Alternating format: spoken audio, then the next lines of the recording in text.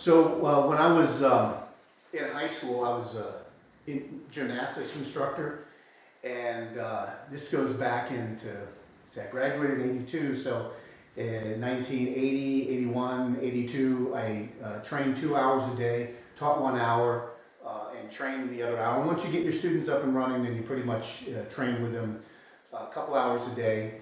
And then there was usually a couple of the gyms we would go to as a group. Some of the guys trained with, and we would train a couple other times outside of school. And during one of the gymnastics classes I was teaching, there was a black belt that came in. It was Matt Molyneux, came into the gym, and he was doing with demonstration of karate with another friend of his that was also a martial artist. So when they came in to the gym, we were training on one side of the gym. He came in to the other side to do this demonstration, and it was for extra credit for an English class. And as he began to do that demonstration, it stopped everybody in the gymnasium. And we stopped training and started watching, and I said, that is incredible. And you know, I don't know at what point I would have an opportunity to train, but I would certainly like to do that. So I graduated, that was in 1982. I ended up graduating, and at New Year's Eve, 82. So December 31, 1982, I was over at a friend's house. We were celebrating New Year's, and I ended up running into Matt Molyneux, that martial artist, and he was looking for a friend to give him a ride home, and I ran into him. I said, hey Matt, I saw you do that demonstration when we were in school, and you know, I was teaching gymnastics on the other side of the gym, and I'd like to know more about the karate. I'm interested in training. You know, I'm still training in gymnastics in a private gym outside of the school, and you know I can't do that forever, and martial arts is something I always was interested in doing it. And so, do you teach? And so he said, yeah, I do. And he gave me a card, and he told me where they taught in Sarasota, Florida, and then also in Bradenton. So there's a community center in Sarasota. He said, show up here. It's going to be on Sundays and Thursdays. He told me the time. And then next week I showed up. And I thought that he was actually the head instructor. And what I learned was that he was the top student. And so I began training there. At some point, Matt took another pathway. He ended up going into the Air Force. I ended up traveling and living on the other side of the country. And so something that I always did while I was doing the martial arts, something that my dad taught myself and my other brothers, was the speed bag.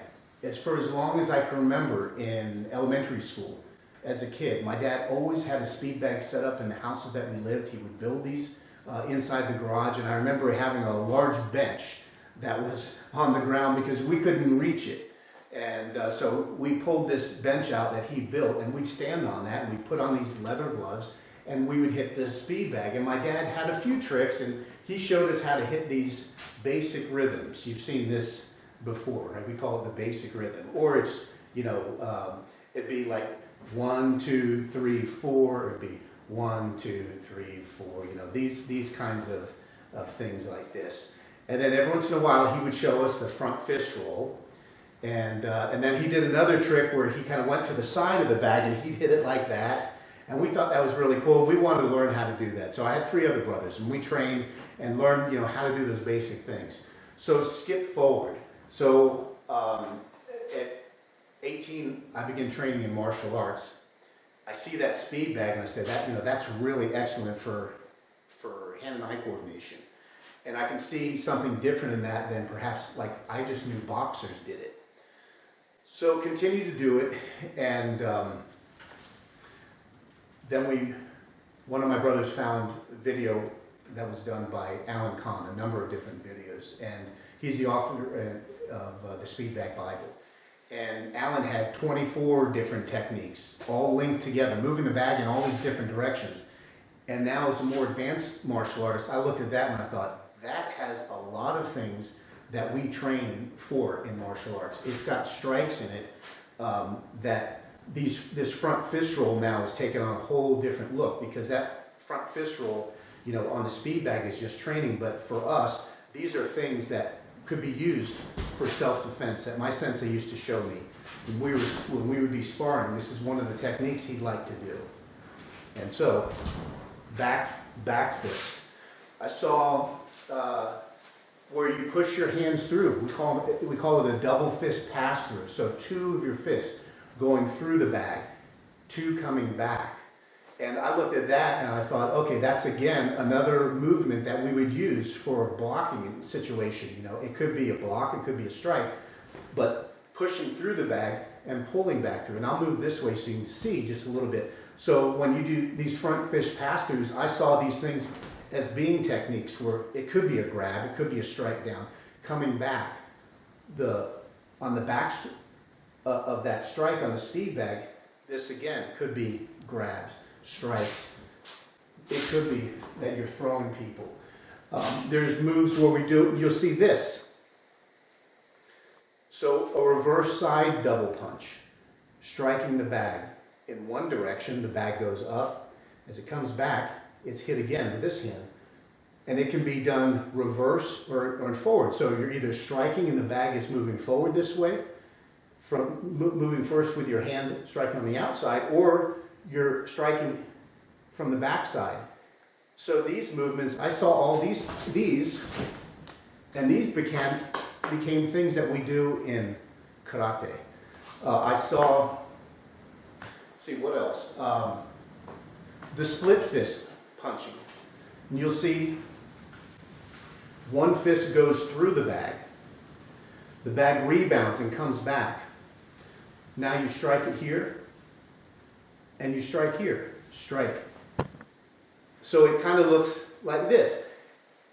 And it looks really strange without the speed bag, but I'm showing you this now because I look at it as from being a martial artist. So these things of moving your fists through and striking. So I looked at this as being a grab, punch. It could be a grab, a break, twisting somebody back down, a throw. So these are movements that boxers, and I respect them a whole lot and had a chance to train the trainer, train mixed martial artists. My dad's done over 10,000 students. Sometimes it's the trainer, sometimes it's the boxer, sometimes it's the martial artist, it's the mixed martial artist, it's men, women, and children from a young age up to, into their 80s. And they're doing it for health and fitness. My dad's got a background, as you probably heard, with some boxing and so forth. But, what we're doing this for is for self-defense and hand and eye coordination. And, sometimes you don't have a training partner, and the speed bag is awesome for that because it allows you to move that partner that you don't have in all these different directions. And this style allows you to build tremendous shoulder strength, speed, hand and eye coordination, and your timing. And it's a lot of fun when you just have a couple of techniques. When I would go to the boxing gym, I'd see the guys hit, and they have so many different pieces of equipment. This is just one piece of training equipment. And so if you just have a couple of techniques that you hit, if you're hitting like this, and I'll see this, that's probably about the most advanced. Every once in a while you might see maybe the guy has learned a double or something, but the amount of time that they spend training on it is very small because they don't have a lot of techniques that they're doing on it. Sometimes you'll see them, they may be, hitting it while they're running. Great cardio. It's all good training, but with having a number of different techniques that we do, like I think my dad does now, we'll do like over 30, because there's elbow strikes in there also. You'll see we have an outward elbow strike that we do. So the bag hits here, then it comes down. So in martial arts we call it a hammer fist. So it might be hitting there, 1, 2, 1, 2, 1, 2, 1, 2. Sometimes it'll be here, outward, downward, and then there's a third punch. So you could do a triple. You could do with this elbow, 1, 2, 3, 4. So multiple techniques, but I looked at this and this is exactly the same thing I was saying before. How I envision these, as I'm doing these strikes, that these are self-defense type things. These are bits and pieces of what we use for self-defense. So outward elbow strike, I mean, it's not too hard to figure out. Striking down with the elbow, it's very painful. The elbow is sharp, and you can put a lot of force into it. And getting hit in the ribs or the arms is painful. So strike, hammer fist. We've seen that in MMA bouts. When they're down on the ground, they're doing the ground and pound. That's what these guys are doing. We call it a hammer fist. It's a lot easier on your hand here than it is for your knuckles here, unless you train your knuckles really hard. You train on a makiwara. This is something we have outside, kind of like a 4x4 post in the ground. And you can train your knuckles to strike. Train the side of the hand, train the elbows, and do body hardening. Those are the guys you don't ever want to get hit by. They hurt. So the hammer fists on the ground and pound, those work. They come down with the elbow. These are all traditional things. So outward elbow strike. We do a downward elbow strike. I don't believe in the first video my dad just did outwards. You saw him do this. Triples. Ba-doom, ba-doom, ba-boom. Okay? You can also do a downward. So just like throwing a baseball. Hand up by the ear, and you can hit like that. Here, here. One fist in front, under the elbow. You'll hit the side. It'll rebound. You'll hit the elbow. It'll rebound. And you'll hit the hammer fist. It'll rebound. And it happens very fast. I did some instructional videos on the channel. You're welcome to go to those. There's some a little bit more advanced. I'll end up doing some more that start off with kind of a little bit more beginner. We'll talk in one of the videos is about the swivels, and then a few advanced ones. Like I said, we'll end up going and do some different things. So all these things that we do, all these 24 that Alan Kahn taught us, that added to our repertoire now, it's over 30 different techniques. All these things work towards the goal of strength and fitness and hand speed, and it's fun. So that's one of the reasons why I love the speed bag, and we like to teach.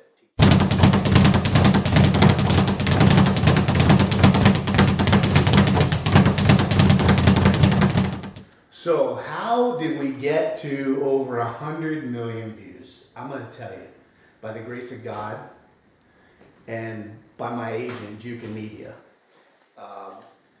It was on a whim. My wife and I decided, it's Dad's 85th birthday. We're going to take a little drive down to Florida.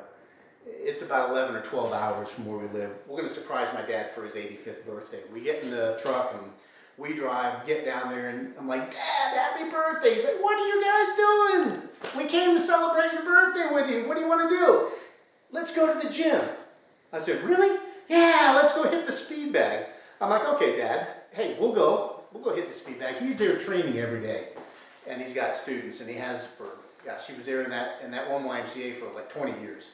So I said, all right, let's go. I said, Dad, you know what I'm going to do? I'm going to take the camera this time, though, because you've been filmed a lot of different times and stuff, and how about if I put it up on my YouTube channel? He goes, oh, that would be great.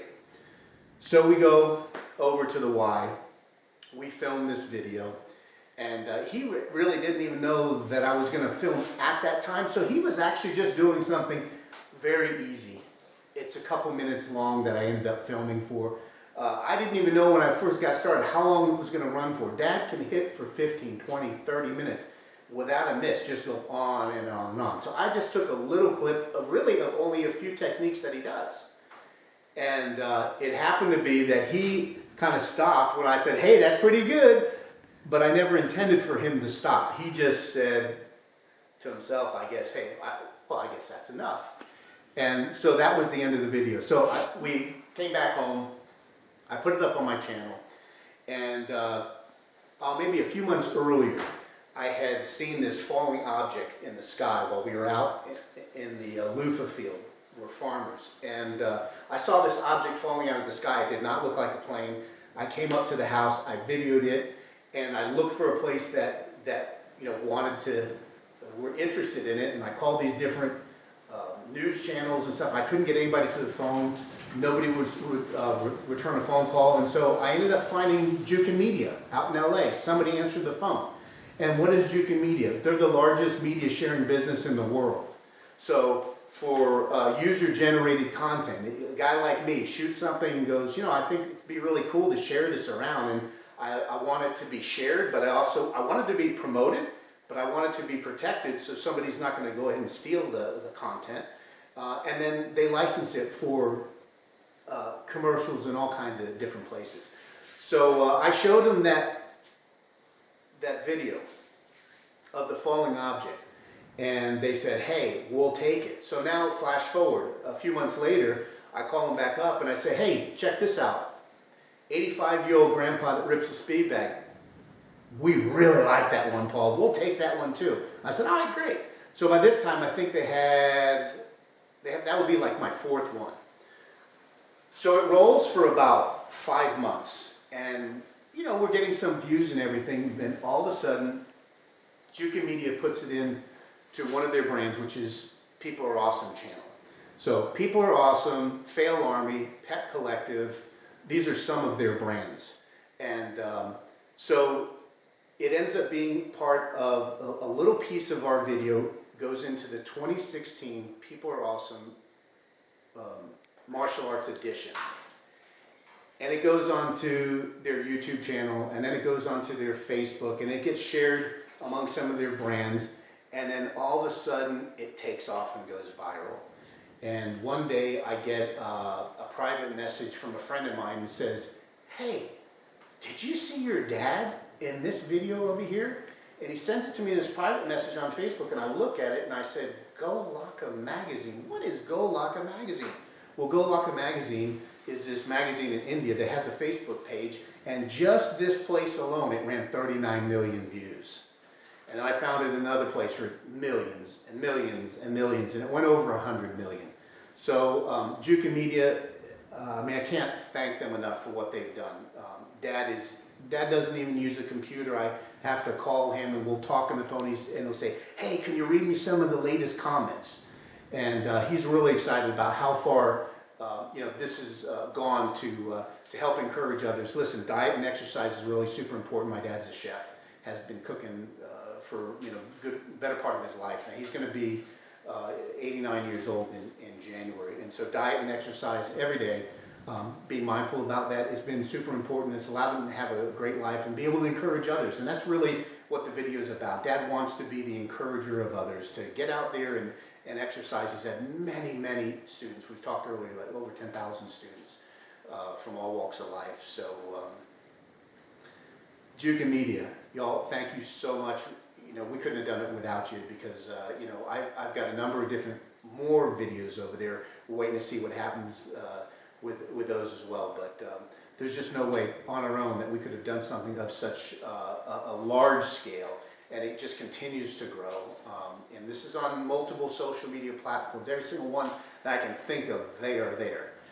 Every single major network that you can think of, they know about Jukin Media. They have a massive library of videos. So when it's a television show that's looking for a certain content, they can go to Jukin Media's library and look through it in a search window and say, if it's something on cats, you can key in that word and boom, there's a whole list of things on cats and horses and speed bag and all kinds of things like that. So it's a tremendous thing. We're very grateful to be a part of it. And so I asked if they'd send me a little bit of their merch so we can just talk about them. But we're super grateful because we can only do so much. And then somebody else needs to grab that baton and run with it. And so Jukin Media, thank you so much.